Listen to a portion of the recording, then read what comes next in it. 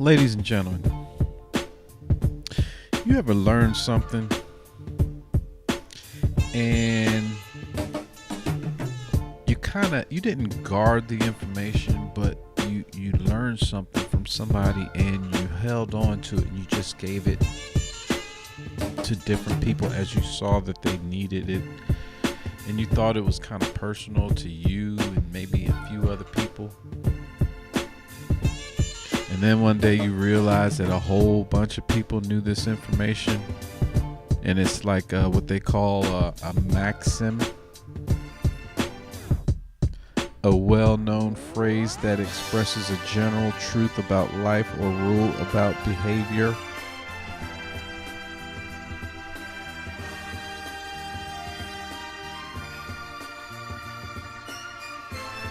It kind of messes with you a little bit, you know?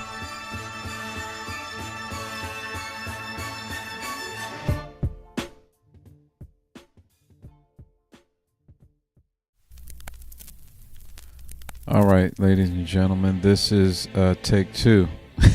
I just spoke for 16 minutes on this, and I forgot to plug in the thing. And I works on the camera crew. See what you doing? Plug in the thing. Monkey could do that. Hey, I'm sitting here talking on my microphone like this, right? And it's not plugged in. So evidently I gotta hire somebody to plug in the thing. But okay, so let's get into it. So yesterday morning I woke up and I was going through my Twitter feed, and I rarely do that in the morning, you know. I don't know why. I was, you know, whatever. I'm not like a robot. I don't do everything all the time, but this morning, you know, I was fresh. I was like, all right, my brain was working, and I scrolled down and I noticed pick 2, and my synapses were firing pretty quick. And I was like, pick 2, that sounds familiar. Let me go in here. So I click on the article.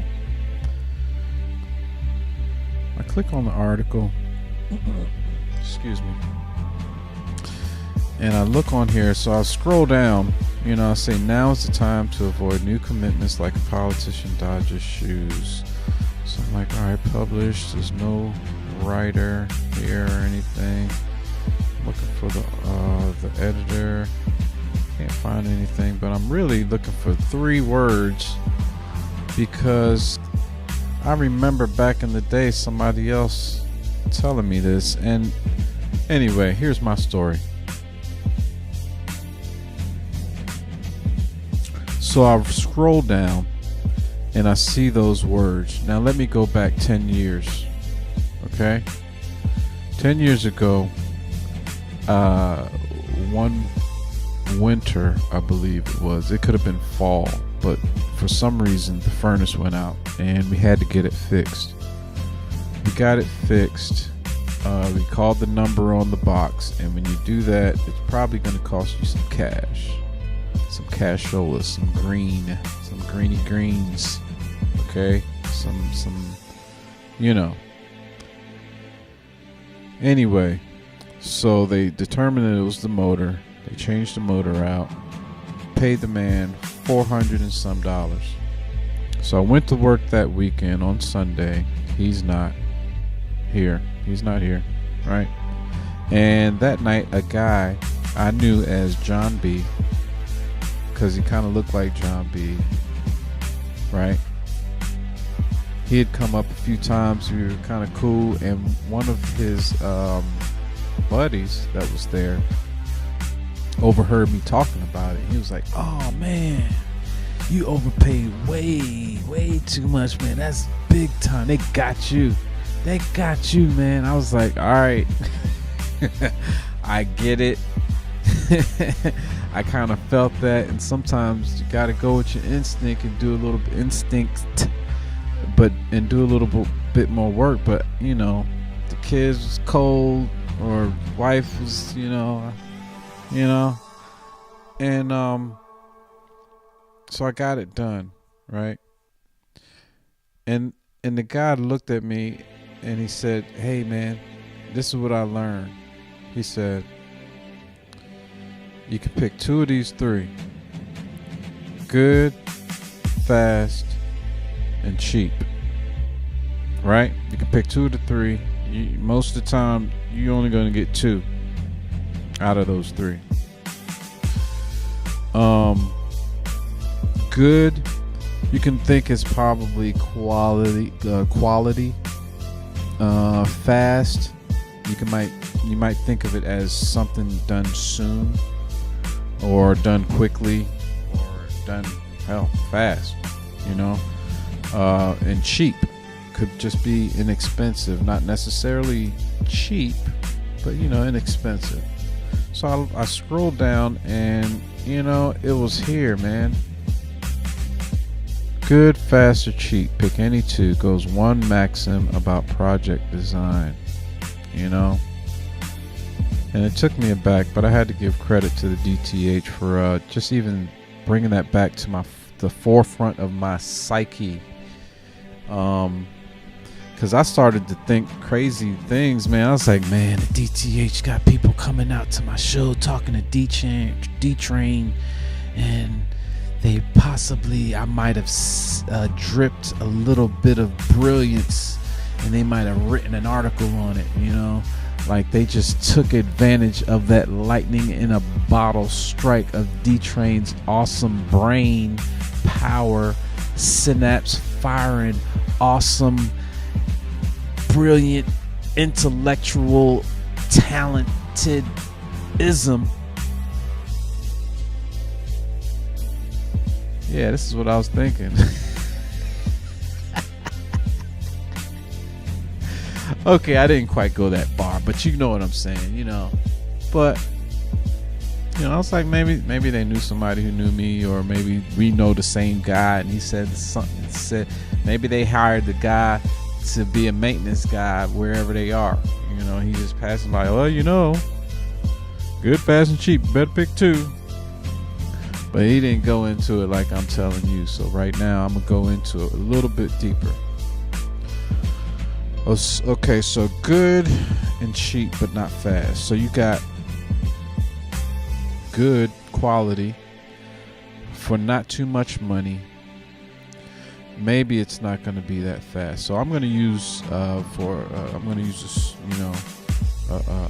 car and a mechanic analogy with this. Okay, so you got a good quality car, but it's kind of not that expensive. It's probably not going to be that fast. It's a decent car, but you might have to do something to it. Probably not going to be that fast. Now, if you have a mechanic who's a quality mechanic and he's inexpensive, most of the time what I find is that they're not going to be that fast. Number one, other people know that they're that good too. Number two, they're probably going to have a lot of work, and unless you shell out some more money, they're probably not going to be able to get to it because they got other things going too.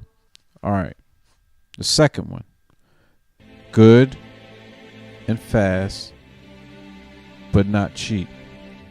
Good quality, quickly done,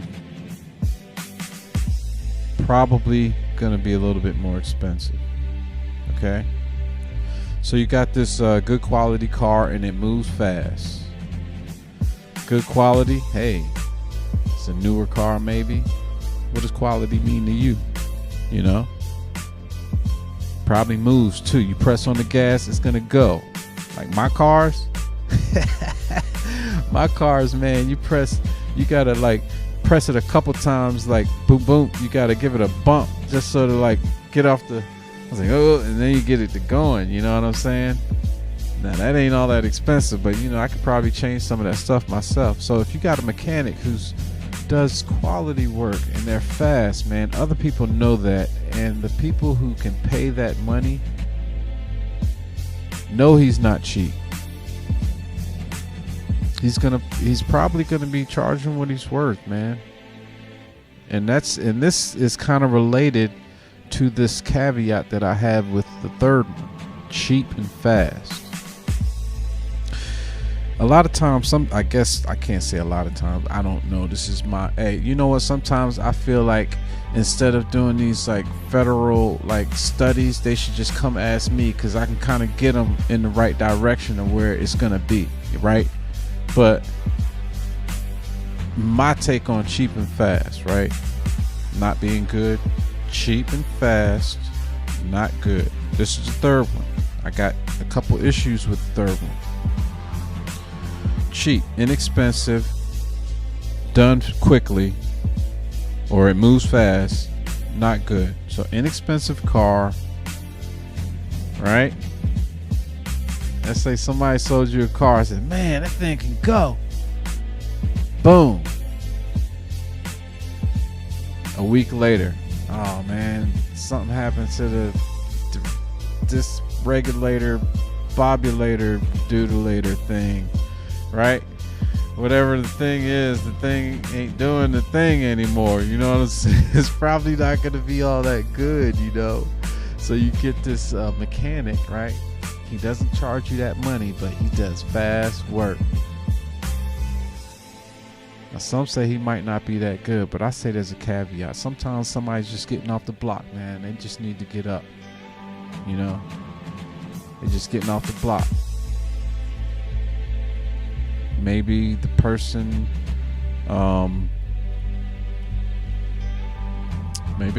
doesn't need as much as other people are charging. Maybe they just have a small shop. Maybe other people don't know about them yet, right? So maybe the quality might be good, but people don't know about it, right? So let's shift, okay? When else can cheap and fast be kind of good, right? Let's say you need a spare tire.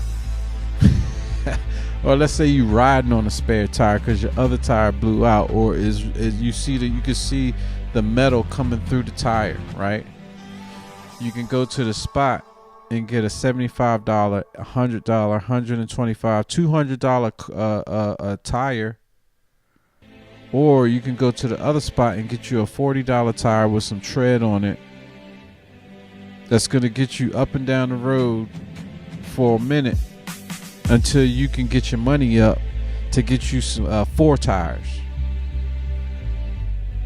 Sometimes cheap and fast can be, you know, kind of good. Let's say you're a karaoke extraordinaire, DJ, KJ, Mac Daddy, Olicious, homeboy of all excellencies, right? Let's say his name started with a D, right? And he talks a lot of smackiola-ociousnesses on the microphone, and his microphone batteries keep going out because he talks so much. I don't know how long this thing is going yet, but it's going, okay? Now listen. Sometimes you got to replace the battery in your cordless microphone, man, because D-Train, you're talking, man. You're talking. The energy is still going, okay, bro? All right.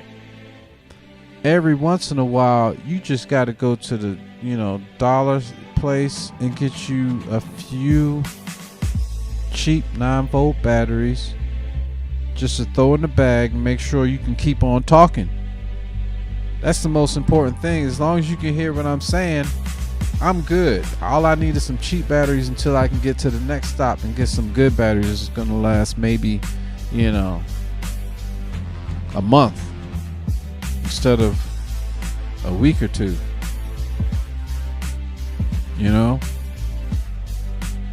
Kind of cheap, kind of fast, kind of good. At least I get to keep on talking, right? This morning, found out I ran out of some the good cream. You got the French vanilla, you got the sweet cream, you got the Irish cream, you got the cream. All the different kinds of creams, but you know, every once in a while, you just got to get some milk out the refrigerator and put it in your coffee, man. You know, unless you're trying to get in the car and go to the store. Anyway, that's my take on it. I hope we all helped each other on this endeavor for enlightenment. I think I said that right. Enlightenment. It's one of them big words D-Train throws out every once in a while. Just wanted to expound on the good, fast, and cheap in this article, pick 2. If you want to read the article, it's at the DTH. It's on the Twitter. Go check them out. Like, subscribe, share, wherever you're seeing this. And I'm out. Thanks.